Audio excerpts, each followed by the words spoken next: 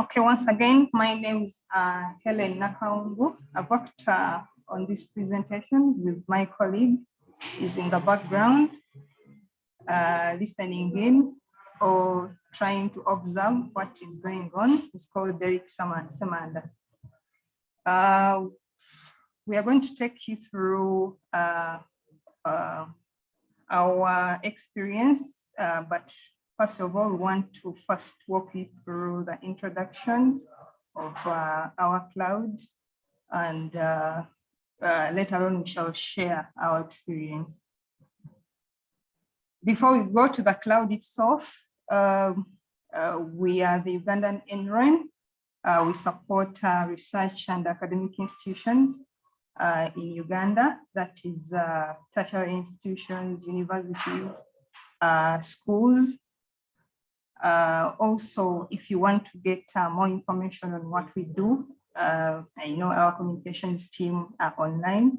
They would like us to get more tweets and stuff like that. You can find more about us on that website. The background picture you're seeing, that is the team that makes up the secretariat. In simple terms, about a cloud, according to Cloudflare, there are servers accessed over the internet, and we can say on-demand provision of virtual machines or servers and services. Then also we have deployment models, which are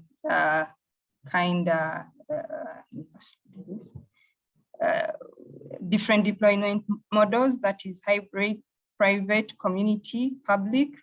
By hybrid, a combination of the three: private, community, and public.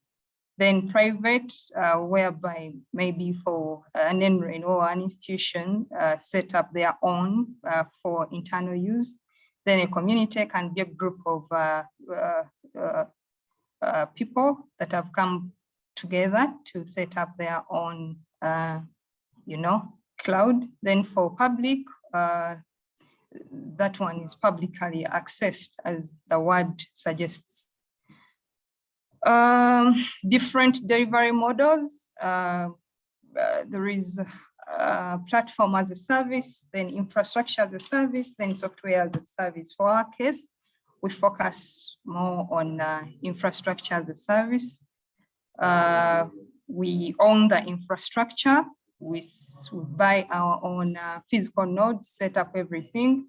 We do the maintenance. We are responsible for power, etc., concerning the data center and everything. Then for the institutions, all they need to do is to ask for the space or the virtual machines and run their services there. We have different infrastructure. We have Proxmox, Ganeti, then Openstack. We have two of them. The old one, which is Fuel in terms of deployment, then the new one, which is Openstack, using Openstack Ansible. But all of these, they are using KVM as their hypervisor. Then for Proxmox environment, it's literally our private cloud to run our internal tests, our internal mainly tests inside the NREN. If at all the team wants to work out on maybe some services, but they want to first test them, this is the cloud they use to test such. It has 10 compute cores, RAM, which is 100 GB of RAM, then storage 2 TB. Then also on the network side, it's doing 1 gig. As we said, this is internal to us, and we are the ones that are really running everything. All the services that are running here, they are internal. On installation, Actually, this Proxmox uses both both web and that is the graphical user interface and command line on the other side. So you're able to see on my right-hand side, I've just got a snapshot of that side to show the GUI. It also supports clustering and high availability. Deployment, we do can deploy virtual machines and at the same time containers. On subscription, we do use the open source version. We don't do enterprise version. Yes. So the Proxmox virtual environment experience, what I can say, we can't, when you're provisioning like a virtual machine, you can't provision a machine with a higher virtual CPU than the physical node itself. So it's a challenge there. Yes, then on the positive side of things, it's a good environment. It's very easy to interact with because it has a GUI and also easy to set up. Then on the side of creating machines, you can actually create machines through a script. You can issue a script and it creates various machines or containers depending on what you want. Then on dashboard, as I said, it has a dashboard and we actually use it for monitoring. It has that part of monitoring if we want to know what is happening on what machine. So yeah, it's as good as that. Then the other infrastructure, which is Ganeti, it's also used for our own use or the private cloud, which is used to maybe run internal machines, internal resources. We have two of them, that is the physical nodes, and they have 60 compute cores, then 600 GB of RAM. They have 20 TB of storage. They are also running on 1 gig network interfaces. As I said, this cloud is also used for our own internal use. Moving forward, we provision servers through the command line interfaces. It also supports clustering and also is capable of using external storage. For example, in case I want to provision a machine, but using an external storage like Ceph, I'm able to do that through this Ganeti.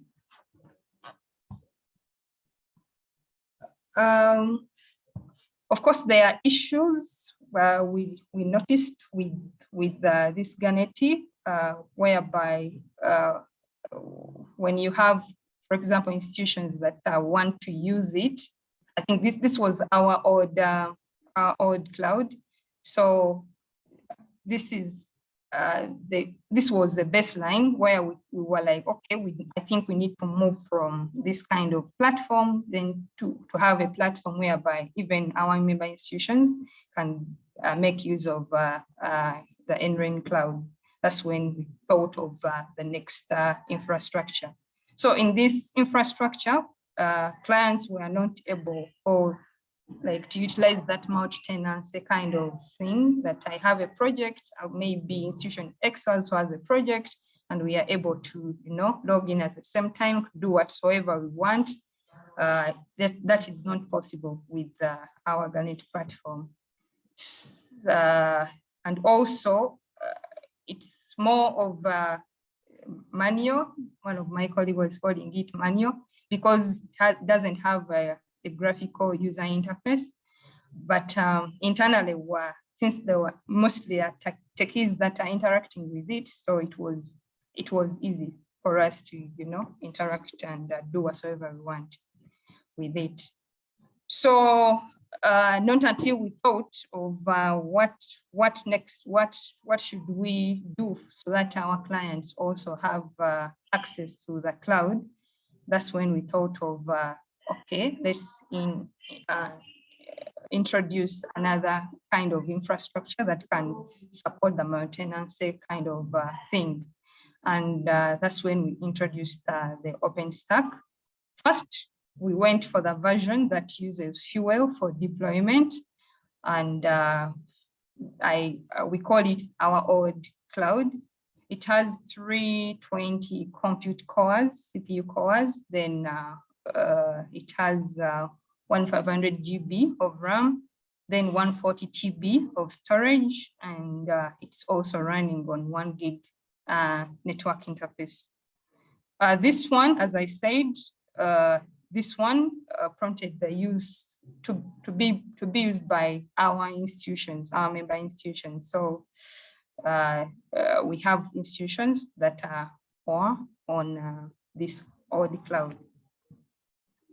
I said it uses Fuel, which is outdated or old version, and not only old version, but also it also had its own issues, as I will mention down there. It supports cluster that is on the side of storage. Then it also has both the GUI and the command line interfaces. For when you want to add new nodes, you can new physical nodes, that is, you can use the PXE boot that is through Fuel to add another physical node, which is pretty easy. But because of other challenges, we said, okay, let's move away from this. Other challenges started becoming slow due to storage. Then what other challenges anyway? Yeah, Fuel itself is no longer maintained. So we're like, oh, we are running something which is becoming obsolete. We need to move, and things like that. So this one, we put it on pause, not like we removed it, no, but we put it on pause. We just have the old stuff. We are no longer adding new virtual machines and stuff like that. That's we started deploying another cloud, which is using Ansible. So with this new cloud, it has showed us good stuff happening with Openstack. The specifications, we started small because of course, the money to acquire the physical nodes and stuff like that, but we hope to expand. Currently, we have 290 compute cores, 1 TB of RAM, then 100 TB of storage. On the network side, it has it's capable of 10 GB interfaces, but we decided to bond them so that we can do 20. Then on the storage side, we also bonded 4 of them to make 40 gig. So this one is used by our member institutions, and they are very happy because of its speeds and everything working perfectly well, which is not the same case as the other one that we deployed using Fuel. On features, I've already mentioned, it's Ansible, that is the deployment tool. Maybe to give you just a glimpse of how the whole thing works. So when you're deploying, it's kind of like Ansible script kind of like creates LXC containers that are running most Openstack services. So these Openstack services or Openstack containers tend to be independent of each other, meaning I can switch off the network, I can switch off other service and the other one is not affected. Yes. So this cloud is fast, as I said. We have a lot to explore, as we did not come in as experts to deploy this cloud. We also learned on job. We have that tendency, but it works. Though with time, we gain the experience, and with most read-ups here and there, you find yourself good at what you do. It's easy to update and maintain because it's using Ansible scripts to do most of that stuff. On our experiences, we realized that actually MySQL is very critical in operating a cloud. It has most of the information or the records of what is happening on the cloud. So in case of anything, you have to dig up on, see what is happening on MySQL. It was complex in the first place, but with the team, we had no choice. We had to, dive in. We used what we called the divide and conquer, divided up different components into smaller components. Then we learn such components in groups. Then at a later stage, we merged and, we had to, attack the whole thing. So that was the trick on how fast we learned, and we had to, do that job. On training, it trained us the relevance of all the services that make up the cloud. You can be running something, but you mostly don't know which service is responsible for this, which service is responsible for this. But this deployment helped us to, dive into those various components, and were able to, learn. Yes, for simple or small institutions, or if at all you just want to set up your internal kind of virtualization, we would recommend using Proxmox. One, simple and it's cheap. You can run several services on one node or two nodes, rather than the Openstack infrastructure that has various machines that are required. So I think that is one of that the team can take. Initial knowledge of KVM VirtualBox can be very helpful for both deployments, that is Proxmox and Openstack. As you are aware, these are hypervisors where this infrastructure depends on. So understanding the knowledge behind is so critical. On errors, mostly once you master the MySQL and RabbitMQ, you're good to go for Openstack. Then, as I mentioned, a restarting of this cloud services, Ganeti, Proxmox, and Openstack does not affect the instance. You can restart service X, service Y minus affecting anything apart from what exactly, okay, depending on what you want to actually achieve. I mentioned small to medium private deployments. We recommend using Proxmox, then large clouds for maybe NRENs where you have more member institutions that will come to request for the service. Our recommendation could go to Openstack because we've interacted with it, and yes, it has proved itself to be good, and it can handle a lot of stuff. If someone is interested into going, because the other three infrastructures I've been talking about, for us, we use the open source versions of them. But if at all you feel you should go paid, you have your money somewhere, you can go into Eratis, Red Hat, or Ubuntu. If you want, you don't want to go into managing everything, you can go to AWS, GCP, or Azure.